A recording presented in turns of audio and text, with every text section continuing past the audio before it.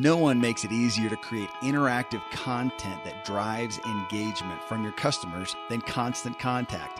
Unlike other solutions, Constant Contact has a smooth drag and drop design, which provides the most simplified editing experience possible. And if you want to talk strategy with a marketing expert, you can turn to Constant Contact's free live coaching for help. See how you can be a marketer with a free trial at constantcontact.com/podcast.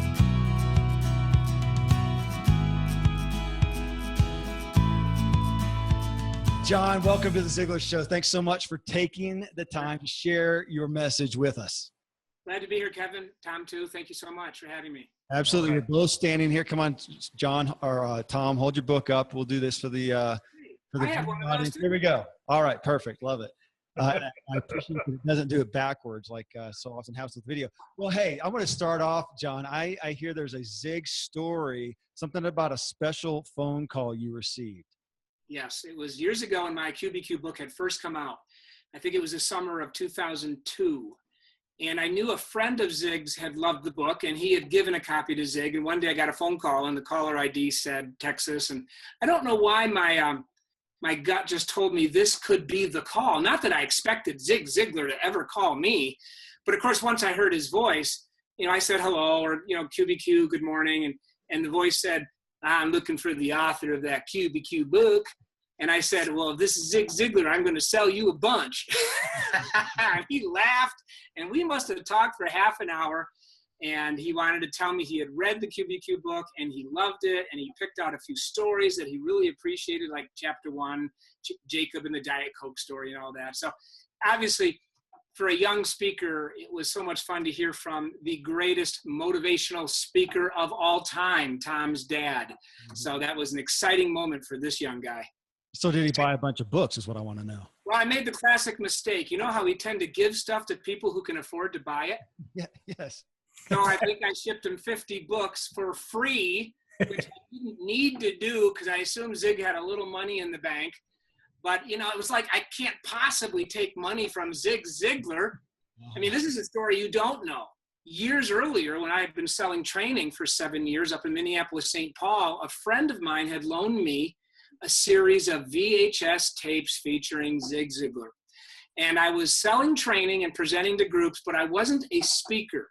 This was 1992, and I will never forget, in January of 92, 93, somewhere in that range, I was sitting down in the basement, an unfinished basement, on the couch in my robe at 10 p.m. watching Zig. And at one point, I said out loud, I was all alone. I said, that's what I want to do. That's what I want to be. Wow. And 3 years later, I left that training company and dubbed myself keynote speaker on personal accountability. And, the rest is history.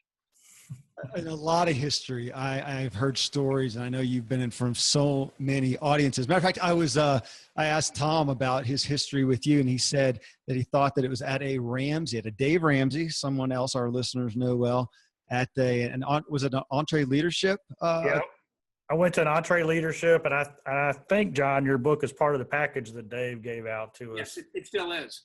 Yeah, and and I think I'd also gotten one in 2002 from Dad, because I was obviously and I love, just so everybody hears this, I love this story because what people don't know is the thing that makes me probably as proud as anything of my dad is he took the time to call people who were in different stages of the journey. Right. And just encourage them, right? Whether it was they just started speaking or they just came out with their first book or whatever, if it impressed him, he would then pick up the phone and immediately call them. And that's just rare. We don't hear enough of that, but that was just the way Dad was. Well, obviously your father was an amazing man, and you've gotten so many accolades, Tom, for your dad, and maybe you now too. You're probably tired of hearing it, right? You don't get tired of that. That's what I'm thinking. Well, I can understand. My dad was Cornell wrestling coach for 26 years, a pastor for 40, and a local politician in upstate New York. And I go home now, and obviously my dad wasn't famous like your dad, but people say, I miss your father. He made such a difference in my life. He meant so much to me. And he was born in 21, about 5 years ahead of your dad. So I can understand. And of course, Kevin has the great Dan Miller as a father who, Kevin, I'm not sure if you know this, he had me on his show 10 years ago. So you're finally catching up. At least that far behind, if not further. Well, speaking of that, your book, QBQ, has been so foundational for so many people, so many organizations for a good while now. And I want to really dig in deep. Even those who are listening, who are familiar with it, familiar with the message, maybe gotten it. Well, I have too. And digging into it now has brought it to life again. And I want to dig into the message. I mean, this is your flagship. So the question behind the question. And I want to start by just boiling down the essence, especially for those, there's going to be 50,000 Ziglar listeners who are going to hear what you say next. And I wanted you to jump off with, what is a primary problem that you know that our audience has, or a desire that they have, that QBQ is going to meet and solve and provide for them? Well, if you're as human as Adam and Eve and the snake, you might have some blame going on in your life. And everybody does. And of course, there's blame everywhere in our culture today. But let me give you a little history. I think that always helps listeners and viewers if we give a little history. I came out of Cornell in 1980, and I married my 19-year-old girlfriend that year. So we'll hit 37 years soon. And we moved out to the Midwest with a big company called Cargill. And I spent 5 years moving to 3 or 4 cities with them, Karen and I did. And I wasn't cut out to sit at a desk 8 to 5. And in late 85, a friend said to me, why don't you get into sales? And I said something like, no, not me. But then I found a sales position. But in my opinion, not just selling medical products or copiers, which is all worthy, but I found something that matched my God-given gifts, but I didn't know it at the time. And that was selling training. So not only was I hired to persuade executives, I was also hired to teach and train. And coming from a coaching family, that was a nice fit. So I started selling training in Minneapolis, St. Paul, leadership training, sales management training. And not only would I sell the training, I would also facilitate 3-day workshops with senior executives and middle managers. And I sat in the back for 2/3 of the time, allowing the client to do some facilitation. I won't get into details, but I had a lot of time to do the listening. And after about 8 years, I finally caught on to something. People ask really lousy questions. And what I was hearing was questions like these. Why do we have to go through all this change? When is someone going to train me? Why don't they pay me more? When will that department do its job right? Who dropped the ball? Who made the mistake? Who came up with that dumb idea? And one day I thought, okay, there's got to be a better question here. And I called it the question behind the question. And the next day, I went and taught this little tiny idea. Hey, let's take questions like, when is someone going to train me? And let's turn them around, ask the question behind the question, something like, how can I develop myself? Instead of asking, when will that department do its job right? How about asking, how can I better serve them? Instead of asking, why don't I get paid more? What about asking, what can I do to be my best today? So I taught this to a group in St. Paul, Minnesota in 1994, and it was quickly shortened to the QBQ because everybody loves acronyms. And I came back a few months later, and this VP of operations and the VP of HR were using it. And you folks are in the training business, and I would guess 90% of training doesn't work, doesn't stick, doesn't last, doesn't make a difference. So when you find something that really people remember and use, it's like, whoa, I've got something here. So I'm in their office, and the VP of operations is looking at the VP of HR, and they're both working on a problem, talking problems, and they're saying, wait a minute, we need to ask the QBQ here. And I remember sitting there at age 36 thinking, wow, they're using it. They like it. They're applying it. Well, within a year, I left my mentor and went off to speak, not sell training, though I do sell training now. I went off to be a speaker. And I was teaching this QBQ thing about personal accountability, and I was teaching some leadership stuff and 7 steps to trust building. But guess what I found out in the first 6 months? People were only remembering the QBQ. I mean, there's about 1.2 million leadership speakers out there. We all know that. A lot of great people on customer service and attitude and motivation. But I was teaching a tool that people could use to practice personal accountability in their life at home and at work and get rid of blame and some other traps we can talk about. And so very quickly, we did a couple smart things. We moved out of Minnesota down to Denver, and my career took off. And companies like State Farm found me. And before I knew it, I'd done 73 engagements for State Farm and then Merck Pharmaceutical and firms like that. So what I had discovered by accident, I take no credit for it, is the core problem in organizations is a lack of personal accountability. And the QBQ gave them a way to implement it.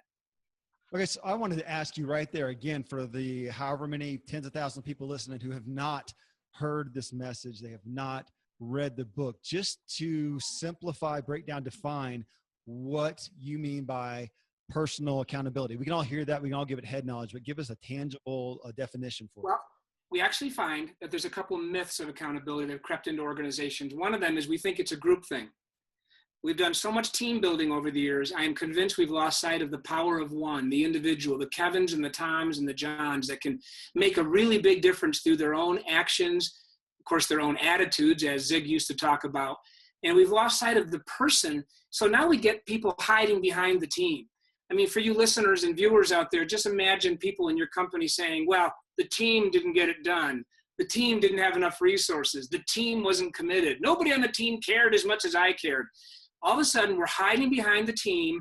The team has become the excuse. We're blaming the team. But when we find an outstanding organization, we find outstanding people doing good things. So it comes back to me, personal accountability. So the first myth of accountability is we think it's a group thing. But the other myth is we think it's something I hold others to. My wife and I wrote a parenting book called Raising Accountable Kids.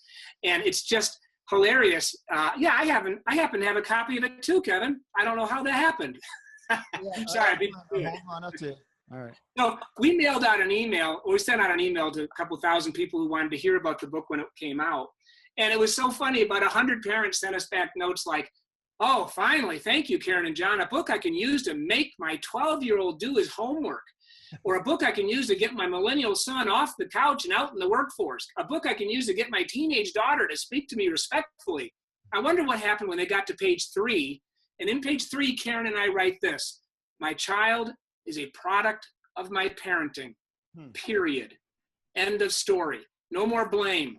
So the two myths of accountability are we think it's a group thing and we think it's something I can hold others to. Managers fall into that trap every single day. I'm going to call my people in on Tuesday and I'm going to hold them all accountable, we hear all the time. That's not what we're teaching in QBQ.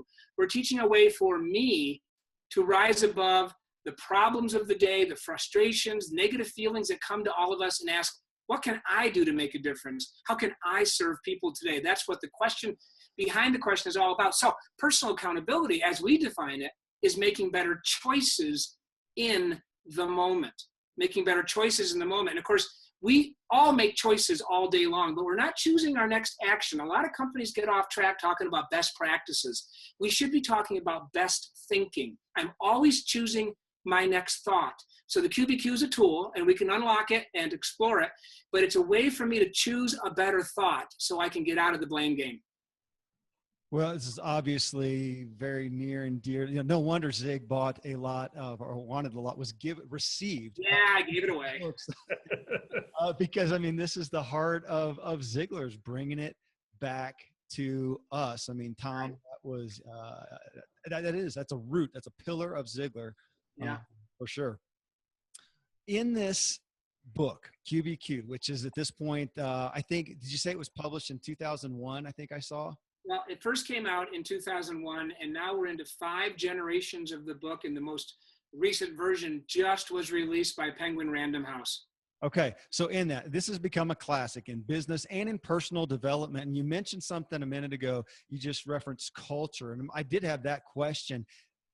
Since you published this first one and now have gone through these revisions, in that time, what have you seen change or evolve in regards to the message or in the way that it needs to be delivered to the culture in today's world, or just issues that are happening? Are you seeing a bigger, and I don't know if I want to say a bigger need, but a bigger void? Or are you seeing what's happening? Well, John gives us an insightful and highly relevant answer to that question right after I thank Capterra for their support of this episode. I've been a lifetime entrepreneur myself because I love building ideas into viable businesses. I did not go into business to worry about how to track applicants or figure out email marketing. So don't let those things dominate your time. There's software out there that can handle all the day-to-day busy work for you. You just need to find it. That's why I'm telling people about Capterra.com. Capterra helps you find the software solution for your business needs. It's an easy-to-use website with over 400 categories of software to choose from. Whether you need help with website building, customer service, or project management, Capterra is the place to go. They have thousands of ratings and reviews from actual software users just like you. And here's the best part. Using Capterra is absolutely free. There's no obligation. You don't need to register. It's a free resource that will help you make the right software decision. So join the millions of people who use Capterra every month by visiting Capterra.com/Ziglar and find the software that will help you do what you do better. Again, that's Capterra, Capterra.com/Ziglar to start your search today. What's happening? I would say this, without getting political here. The fan base of QBQ, people who have known it for years, and this is what I'm finding as I get older. I'm pushing 59 now. People who saw me speak at Wells Fargo in 1999 are now with Caterpillar, and they contact me and they want me to come teach personal accountability there. And here's the reason: what they've seen over the 2 decades is more entitlement thinking, more handouts, not handouts verbally, but I mean as a verb, but people with their hand out, wanting something to be given to them. Younger people, maybe the older generation. Of course, you know, every generation thinks the generation below them causes all the problems. Sure. But there's certainly a belief that millennials today might need this message of personal accountability. But I never blame the millennials because we raised them. We taught them something. We taught them that they're going to win a trophy just for participating. But the bottom line is we find our clients are saying, so many people are coming to work with their hand out, entitled, expecting. They're not willing to work as hard, or they want to blame, or they want to make excuses. And so these people contact us. And one of the things we tell them is, you know, in the interviewing process, have your candidate read QBQ and come back next time and tell you what it meant to them. Because what you're really saying to the culture out there is, hey, the world might be full of entitlement, but not here. Not here. Here we work. Here we put our nose to the grindstone. We will reward you handsomely, but here we're going to ask, what can I do to serve and what can I do to make a difference today? We work in this organization. And so you can't have work as an ethic without personal accountability. But so, yeah, go ahead, Tom. Yeah, let me just jump in there. When I'm doing a presentation and I'm working with an audience, and especially I'll call them the 35 and under group, I'll take them through this sequence, and what I'm really saying is your future is your choice. Right. And then I'll ask them this question, and I'll say, do you trust me? And of course they all trust me because it's halfway through the day. And I'll say, okay, repeat after me. I'm not going to tell you what I'm about to say. I just want you to repeat after me. And then I say, I am, and they all say, I am ridiculously in charge. And then they say, ridiculously in charge. There you go. Of my dreams. Yes. And they say of my dreams. And then I don't say anything, and I let it go silent for about 20 seconds. And there's just this overcoming of bewilderment, amazement, and then this all of a sudden, this sudden sense of empowerment. Oh, great. That comes over the room, right? Yeah. Because they've never been told that. No, they've never been told that. And the world has taught them if things don't go well for you, blame somebody. Blame your parents, blame Hollywood, blame the president of the United States, blame somebody. There is so much blame. And I know your listeners are thinking that's not new, but I do believe over the decades I've been in the training business, it's gotten worse. So how do you, you know, just right now, coach somebody out of that? Either they don't believe they really can get out of it, or they're working with somebody who has that mindset that it's not their responsibility, it's somebody else's. Well, obviously, if we were going to counsel somebody, here's what I found. Personal accountability and truth are like twins. I mean, they're so intertwined, you can't separate them. So what you find is like a salesperson who doesn't meet quota. The really good ones are going to say, My bad. I own it. I didn't work hard enough. I didn't make enough calls. I wasn't creative enough in reaching my clients, whatever. And the blamers are going to say, well, if we only had better products, if we only had new brochures, if we only had better pricing, the competition is cheaper than we are. I mean, your father taught millions of salespeople basically what I'm saying. You can either externalize and blame all those other things around you for your results, or you can speak truth and say, okay, I'm frustrated, but if I had done these things, I would have sold more product, period. And that's an attitude. That's a way of living. That's a way of thinking. My wife and I have been married, as I mentioned, 37 years. This material is so applicable to marriages and relationships and parenting, and we have 7 kids. Anytime there's a frustration, a dilemma, a problem, a conundrum, looking in the mirror is so incredibly healthy, because that's what QBQ basically says. You know, in spite of what your dad did and what I'm doing and what Kevin's dad and Kevin's doing, you know, I think the greatest self-development tool is the mirror. I mean, why do we hold all these seminars? Let's just give everybody a mirror. All you got to do is look in the mirror and say, you know, my relationship with Karen isn't as good as I want. What can I do differently? My sales numbers are down. What can I do differently? At work, I'm not getting promoted. I'm not getting a pay raise. What can I do differently? The mirror, personal accountability, truth, they're so intertwined. And so when we work with people, and we don't do one-on-one coaching, I don't want to mislead your audience, Tom, but when we work with people, it is about sitting down and saying, okay, let's identify the reasons that you have now turned into excuses. And let's start learning how to turn those questions around. So instead of asking, why don't people do more for me? What can I do differently today in my job to be better than I was yesterday? All the QBQ is doing is turning the question inward so I can unlock those great talents, those great God-given resources, those amazing abilities, and those dreams, Tom, that you talked about. I am ridiculously responsible for my dreams. Agreed. I can feel disappointment coming on that you're not going to be writing Raising Accountable Spouses, huh? So this is...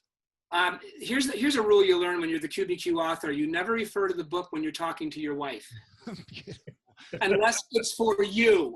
I mean, believe me, over 20 years of speaking on QBQ, or since 1995 or so, you think my kids have ever said this? Dad, is there a QBQ here for you?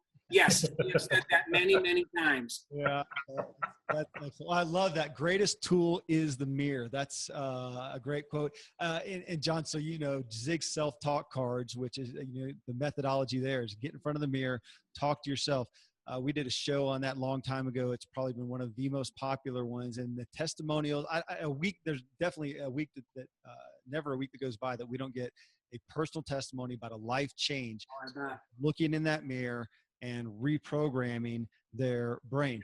Well, to what you said about me asking about the culture and the changes, I know for a while we've been getting communications from corporate America lamenting that here are all these kids coming out, they've got the degrees, but they're lamenting the soft skills, the personal relationship skills, the personal accountability to get the job done. And right now we've got this viral video going from Simon Sinek, who we've interviewed here on the show, and talking about millennials and addressing this issue of entitlement. So that sounds bad, but my thought is, and I'll put it to you, is, okay, but for those listening who feel like they're in that, if you're a millennial, as opposed, or as well as the rest of us as well, there's also, is there not a bigger opportunity to also stand out and shine from the rest?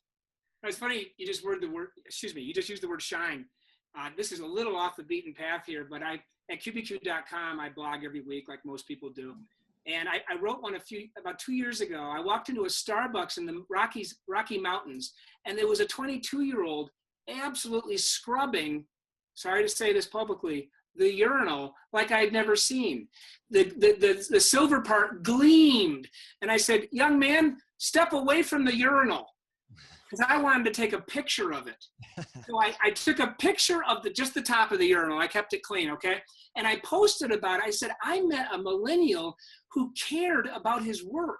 He was scrubbing, using elbow grease, polishing it. I talked to him for a while. I said, did you know that cleaning bathrooms was going to be part of your barista job? And he said, well, I kind of did, because my sister worked here before me. But it was so marvelous to watch a young man care about his work. They're out there. People are out there that care about their work. It doesn't have anything to do with age. I think the difference with millennials is they want to rush everything. They want everything faster than my generation did. When I joined Cargill in 1980, I was not expecting a promotion or a raise probably in the first year, only got a week's vacation. So maybe it's the expectations. Maybe that's the difference. But I think a message like QBQ helps people slow down and say, wait a minute, I need to earn what I get in life. That's a key phrase. I need to earn it. We do need to teach our kids to learn to earn. And instead of having it given to me where I should get it just because I've been here 90 days, have I earned it? Have I been my best? Have I met my boss's expectations? Have I solved my boss's problems? That's what great employees do. They're always working on their boss's problem.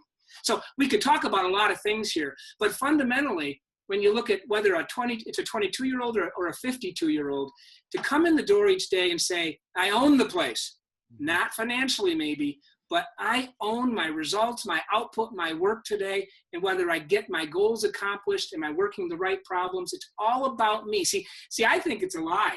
Okay, my wife gave me a t-shirt that says it's all about me. I don't think it was a positive marital statement that day. But I looked at that and I thought, jeepers, that's exactly what I've been teaching. It's not about the team. It's not about the department. It's not about my boss.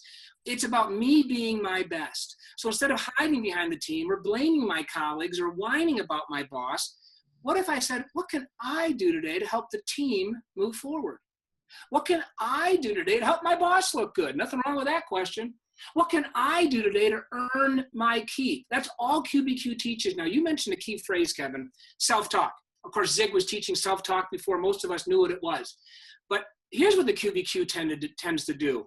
And again, I got lucky. It gives people a way of changing their self-talk because there's a 3-step formula to the QBQ. So when I go in to speak, I don't go in and shame people like sometimes executives do. Executives will say, you need to be accountable. We actually unlock a tool that gives them a methodology for not asking, why don't I get paid more? And to start asking a better question that leads me to taking ownership for my life. Before I throw the next question at John, I want to thank ZipRecruiter for their support of this episode. If you are in the position with your business or company to be hiring, do you know where to post your job to find the best candidates? Posting your job in one place is not enough to find quality candidates. If you want to find the perfect hire, you need to post your job on all the top job sites, and now you can with ZipRecruiter. ZipRecruiter already has 9 million resumes you can search through in their database. You can add multiple people to your account to make it possible and efficient for your team to find the best hire. With ZipRecruiter.com, you can post your job to 200 plus job sites, including social media networks like Facebook and Twitter, all with a single click.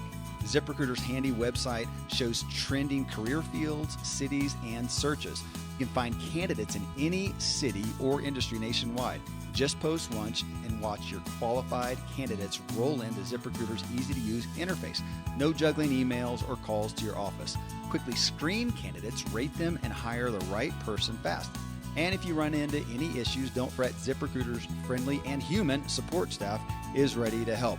So find out today why ZipRecruiter has been featured on Forbes, Wall Street Journal, Time Magazine, the New York Times, TechCrunch, and CBS, and why it's been used by over 1 million businesses. So right now, Ziglar Show listeners can post jobs on ZipRecruiter for free by going to ZipRecruiter.com/free trial. Again, that's ZipRecruiter.com/free trial. Okay, so in that, it made me think of the reality, John, that is a sad one and is depressing to a degree that I am not. It's so rare to find somebody who takes pride in their work, especially in a more menial job. But even overall, so I got to tell a story. This happened last night. I was sitting in my living room. My wife's sister, my sister-in-law, was sitting there. I was asking about her work. She's a high-end radiologist in Austin, Texas, and talking about her model and what she does. And, just really picking, because I like to do that with folks, and came out that she makes double what her peers do. Same degrees, same knowledge and expertise. She makes double. And of course, so why? Well, she wasn't uncomfortable with it, but it didn't flow off perfectly. But she's, I'm the best. Yeah. Okay, now here's somebody, and she is, I think she just turned 50.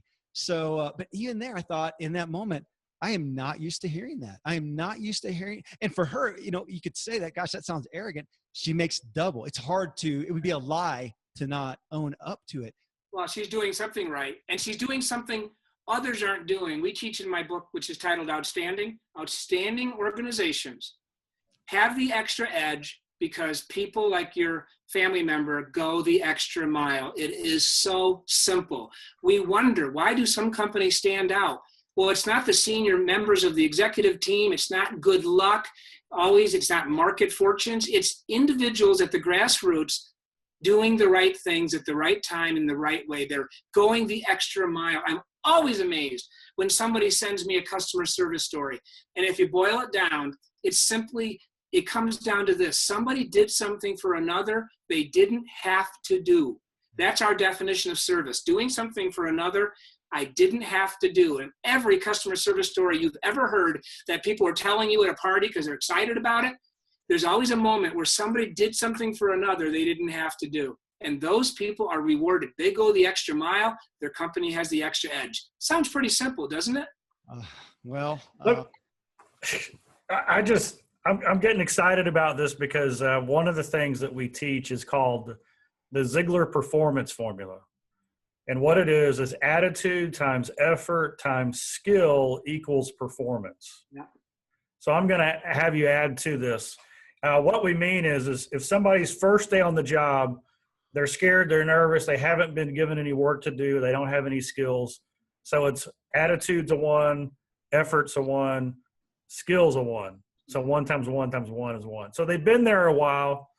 Their attitude's better. Their boss has given them some positive feedback, so their attitude's a 2. Their effort's a 2 because they're doing work, and their skill is a 2 because they've been trained. So 2 times 2 times 2 is 8. Mm-hmm. That's where most of the world stops. Yep. Right? I'm doing what boss told me to do. I'm not doing any more, not doing any less. The training they gave me, well, it was good enough. You know, I'm not going out and investing in myself. In effort, hey, as long as I'm faster than the slowest guy on the team, we're okay. Right. So I have this ownership thing, and it says, if you ever wondered why the top 5% in any industry out-earn the average 4, 5, 6, 7 times to 1, it's because they go ownership. They own their attitude. Nobody determines their attitude but themselves. Their effort, hey, they don't care what average does. They want to know what number 1 does. Exactly. They work harder. They work smarter, more efficiently. And skill, man, this training you brought me is fantastic. Yeah. I'm still going to invest in myself. I'm going to go the extra mile. I'm going to read books. So the ownership level is 3 times 3 times 3 is 27. So you see how it's a multiple. So here's my add to this. So what is the question behind the question that I can ask myself for attitude, effort, and skill? Well, there's 3 separate things there. I'll just spitball. Yeah, 3 different questions is fine. What can I do to change my thinking today? See, that admits that my thinking is off track. The minute I ask you, we teach in QBQ, the answers are in the questions. The answers are in the questions. So for me to even pause and say, well, what can I do to improve my thinking today? I've just admitted and taken ownership for my lousy thinking. As your dad would have called it, stinking thinking. I understand that. You know, skills. I go around the country now teaching everybody, people of all ages, what I'm trying to say, do not wait for your manager to develop you. And of course, the odds are today, we all know this here, and your listeners know, you're not going to probably retire with your employer. That doesn't happen much anymore. So are you really going to give up the amazing gift of being better to your boss? What if he or she's a lousy trainer, lousy communicator, lousy coach? So we teach people to stop waiting for the company and start asking, what can I do to develop myself today? How can I learn new skills today? All of these QBQs I'm throwing out have a common theme. They begin with what or how. This is the formula. They contain the word I, because I can only change me. And they always focus on action, doing something. And the I is so critical. You know, you've probably heard of Dave Ramsey. Dave Ramsey's had me on a few times. And the QBQ book is the first required book for his employees, his staff to read. I'm honored. That's been going on a long time. You heard about it through Dave Ramsey. At the end of every interview, Dave tends to ask me, so John, what's the number one takeaway from the QBQ message? And I always say the same. I can only change me. Because what we find is husbands are trying to change wives, and dads are trying to change their 20-year-old sons, and colleagues are trying to change each other, and bosses are trying to motivate the people, which is really just a way of changing them instead of coaching and providing them tools and skills. So people walk away from QBQ, whether they've read the book, go through our training, see Kristen, my daughter, speak, she's with me in this company, or me speak, they walk away and they go, you know what? I've been trying to fix others. No ownership there. I've been trying to fix others. Today, I'm going to let all that go. What a waste of energy and time and talent. And I'm going to ask, what can I do to change me? What can I do to change me? That's where you find the best people. That's mental health. I don't teach mental health or emotional maturity, so to speak, but I do teach what could I do if I started putting all my energy into just John Miller. Not trying to fix my wife or my kids or my boss or my colleagues, just me. What could I do if I just tried to change me? I could do great things. Okay, so in that, you mentioned actionable.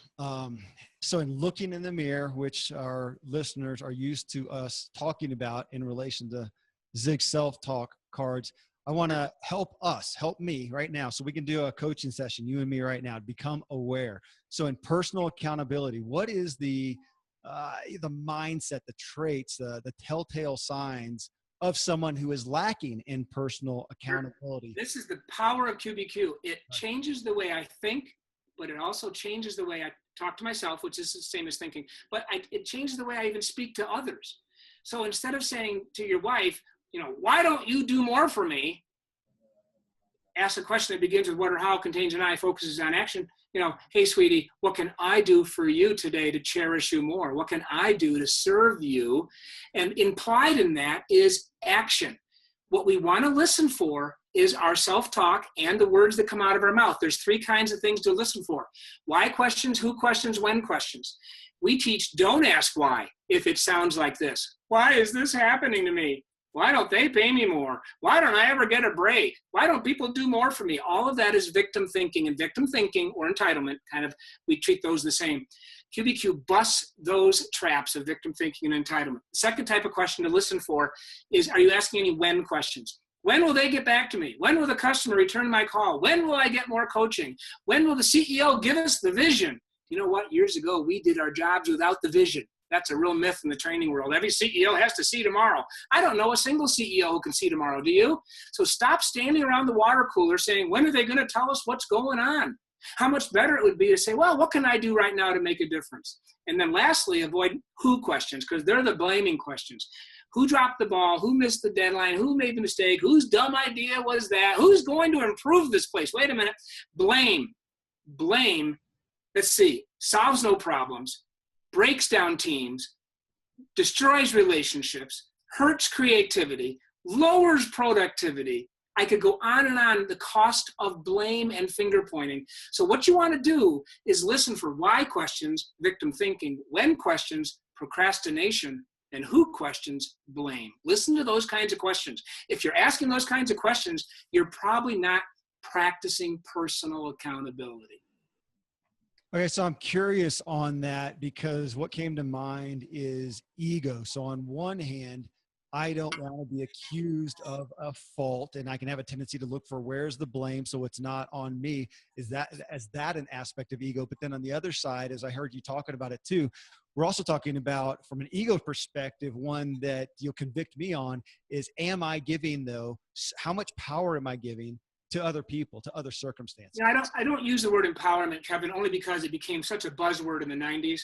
But in reality, when I stop blaming and start saying, what can I do today to be better? How can I contribute? I have empowered myself. I have so much talent that goes to I go to my grave with, as you guys know, so much talent unused. And as long as I'm pointing fingers, holding out my hand because I'm entitled, blaming others, and whining, then I'm not being my best. I'm not being my best. I've got to look in the mirror and ask these accountability questions and take action now. I also need to make sure that I'm not really pointing fingers at people around me, but saying, okay, I am frustrated. Living with human beings is frustrated, but today I want to be my best. What can I do? Change the self-talk. That changes the behaviors and the attitude. That changes the behaviors. Everything is better when I take personal accountability. It's just really an amazing principle, and it's all we teach at QBQ. It's the only thing we teach. One thing, personal accountability. Your primary focal points here, I mean, we've got, if I lump work, career, and business together, you've talked already about marriage and about parenting. Would you kind of put those as your top 3 focal points to walk out? Okay, our emphasis daily in the marketplace is the corporate world. Right. But what's funny, see, I sold this leadership training for a decade. So I was calling on VPs of sales and CEOs and VPs of HR and VPs of operations and all that.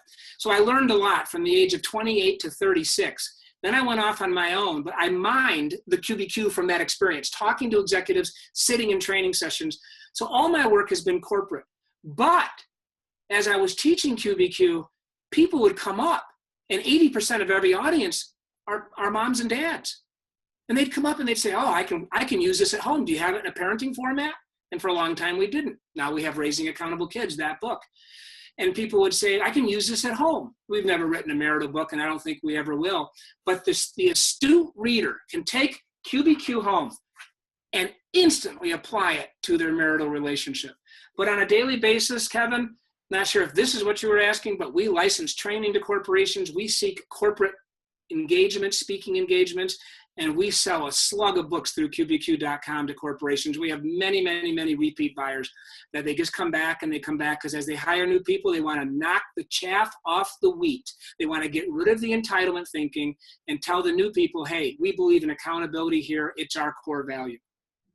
Well, yeah, it's kind of a, I won't say an easy sell, but who does not want that?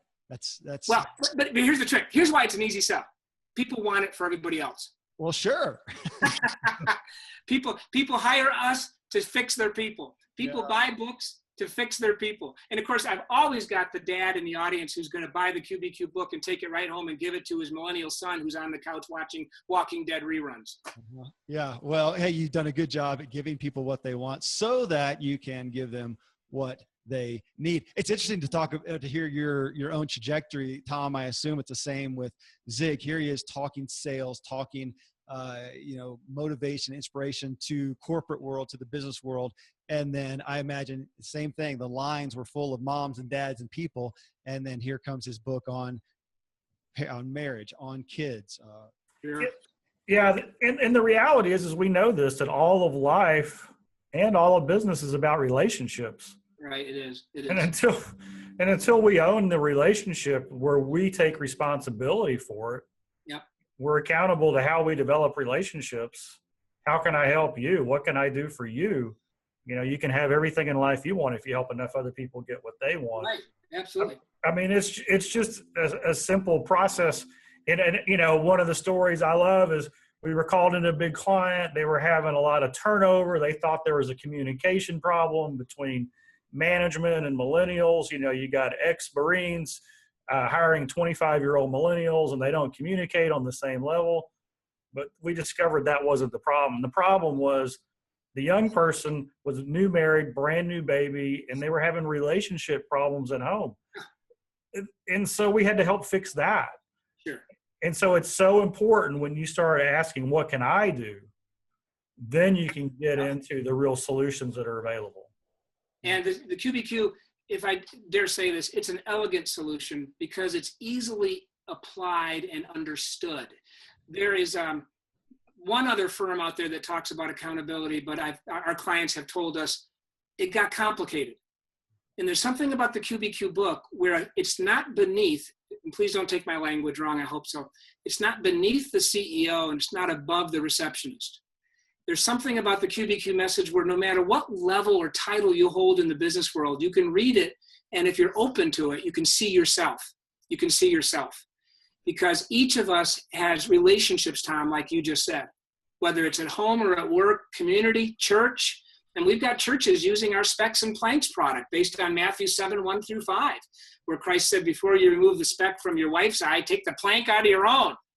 So I didn't start out to build products for churches and parents, but it just led to that. I'm sure just like your dad, though I would never pretend to be as influential as Zig Ziglar. Never.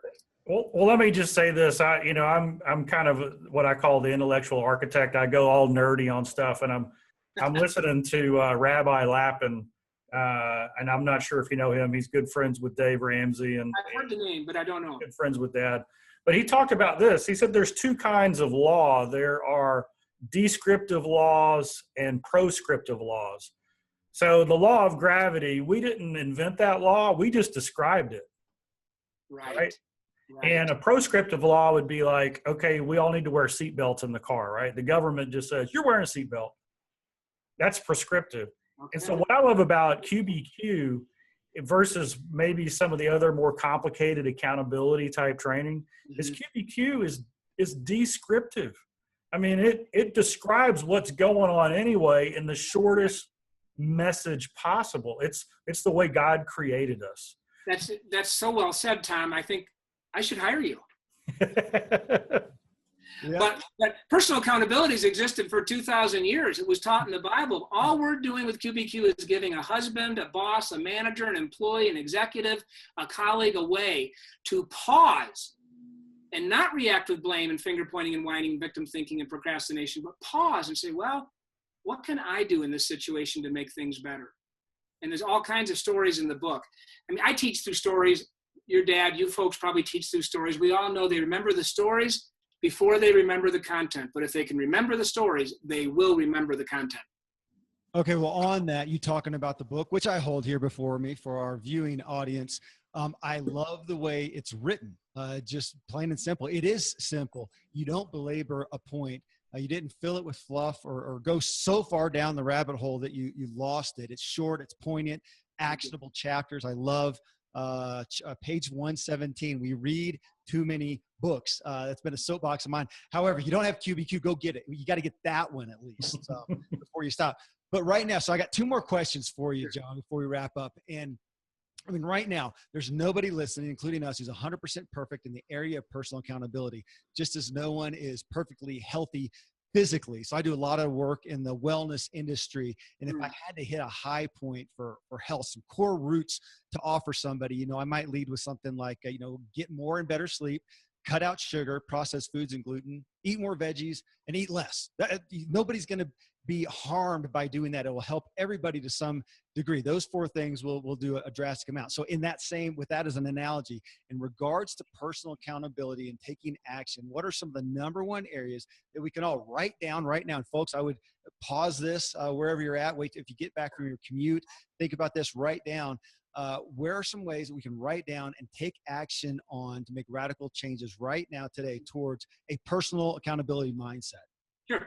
I always think it's good to identify the negative feelings we've been having. Frustration, disappointment, anger. Those are real things. We all suffer from them. Write them down and then identify what you believe is the source of those. What is the source of my frustration? Frustration really means my goals are being blocked. So what's the source of this? What's the source of my anger? What's the source of my disappointment? And if it leads back to an individual, ask yourself, have I been waiting for that person to change? Have I been trying to change that person? Have I wanted to fix them? If I had said, if only they would do this, then I would have a better life. So I would always start with my negative feelings and then lead it back to the people involved and maybe the things, like my sales numbers are down. What can I do to improve those sales numbers? But in the end, and I know, Zig used to say repetition is the mother of learning. I would say, listen to yourself. What questions have you been asking? Do they begin with why and have a poor me tone? Do they begin with when, where you're waiting for others to do something? Do they begin with who and you're really just pointing fingers and blaming? Write those questions down. We call them IQs, incorrect questions. IQs, incorrect questions. Then take the 3 guidelines taught in the QBQ book and turn those IQs into QBQs using the guidelines. Begin with what or how, contain an I, focus on action. So start with reality, those negative feelings. Start with the people in your life that you've been trying to fix, but then go to those IQs you've been asking, turn them into QBQs, and begin to ask those better questions. That's when we flip the switch. And I will mention Probably every author has a forgotten book. This is the companion book to QBQ, Flipping the Switch. And that deals with trust, learning, service, ownership, and creativity, but it uses the QBQ message, the tool of the QBQ, to help me really flip the switch. And I will never be the type of person Tom was talking about, you know, the 3x3x3, until I flip the switch and take an ownership for my life. Okay, so as you talk about that, starting with the negative feelings and question, of course, I'm thinking about myself. But since you are the guy on the hot seat today, I'll let you answer the question, John. So as a master and evangelist of personal accountability, where do you occasionally find yourself faltering? Where do you have to bolster John Miller? Silly you. Don't you know I'm perfect? Yeah, well, you know, I thought I'd take a chance. I mean, my last name's Miller, Kevin Miller. I'm perfect, okay? All the Millers. Yeah, absolutely. Hey, we have about 99 relationships in this family. I don't think the math is quite right, but I have 7 kids and a wife. That's 8. We have 7 grandchildren. That's 15. We have 4 in-laws, you know, son-in-laws and daughter-in-laws, 19. So, you know, 19 times 18, you've got all kinds of relationships in this family. And every single one of them requires a different kind of skill, ability, attitude, words you say, techniques, maintenance, you know what I'm saying? So I am constantly challenged to work with one child in a different way than another, because daughter Molly, who's 26, brings certain problems to me. Daughter Tara, who's 32 and runs a business, brings certain problems to us. My only son, Michael, brings certain attitudes to me. And I'm always working on being that kind of dad who never is so controlling those grown kids don't want to be with me. We have a Raising Accountable Kids Facebook page too. And we posted an image recently that basically said, do you want to raise kids who want to be with you when they're grown? Then start letting go as they grow. So I'm always having to think, what's the best answer here? What's the best action here? What's the best question here? So my kids come to me and want help, but I'm not trying to fix their stuff. And I'm not trying to tell them what to do, because we have 7 millennials. We live with 7 millennials. Forget about employing them. Our kids, we don't live with them. They're not home, most of them, but they're 34 down to 18 and a half. They're all millennials as defined by being born after 2000. So we're constantly dealing with that class of people, those wonderful people, those young people. But again, bringing it back to me, I always have to be careful what I say, the way I'm processing, letting go. We teach the ultimate QBQ. I know I'm rambling here, but I'm a speaker. The QBQ, the ultimate QBQ, here it is. How can I let go of what I can't control? The answers are in the questions. That is an amazing question. Once you can't fix a problem, once you can't give advice, once you can't solve something, sometimes you got to ask the ultimate QBQ. How can I let go of what I can't control? That is an important question to ask, no matter what role I play in life. And I need to ask it all the time because I have so many relationships. Okay, you know what? I lied. I got one more question. Okay. Decade and a half into this message, it kind of looks like you're starting to reach your prime, John, is what I'm thinking. Is where do you see literally the next decade in this evolution? Where do you feel it's going to go, or where are you headed right now already and working towards? You know, I was, it's a dirty job. Somebody had to do it. I was down in Aruba last week. Disappointing. Yeah. And my brother-in-law asked the same question. My wife's sister's husband, he's 64. He said, so John, where are you going to take QBQ from here? And I said, no change. I am happy with the 5 or 6 books we have on the market. I mean, we just came out with the QBQ workbook. Our readers for years have asked for a personal application tool. This is brand new. We've got the outstanding book. You know, I only have 6 books. That's it. I don't think I have anything else I want to teach. It's all in these books. Okay. We have a program we license to our clients. They can implement in-house. I love to go out and speak. So there's nothing new on the horizon because QBQ is already like 2,000 years old because it's just personal accountability, Matthew 7:1-5. But what's still in our future is Kristen. Kristen is 34 years old. She has been speaking on QBQ for 8 years. 8 years. Started her in 2008. 9 years now. And she's the future of this company. And it is great fun watching a millennial go out and say, hey, let's not be entitled. Let's not point fingers. Let's not blame. So if there's any next step, it's just anything I can do to support Kristen as she takes over this company. It's legacy. It's legacy. I love it. Right. Thank you, Tom.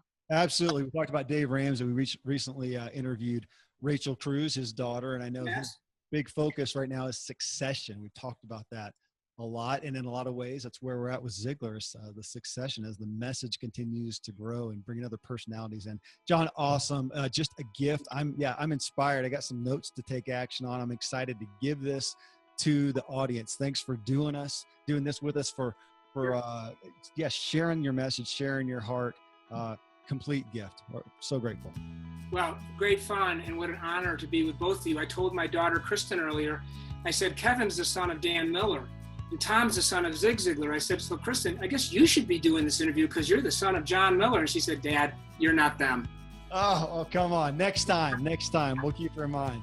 All right. Well, hey, thank you so much again. Folks, thanks for being with us as we inspire our true performance together. Talk with you on the next Ziglar Show.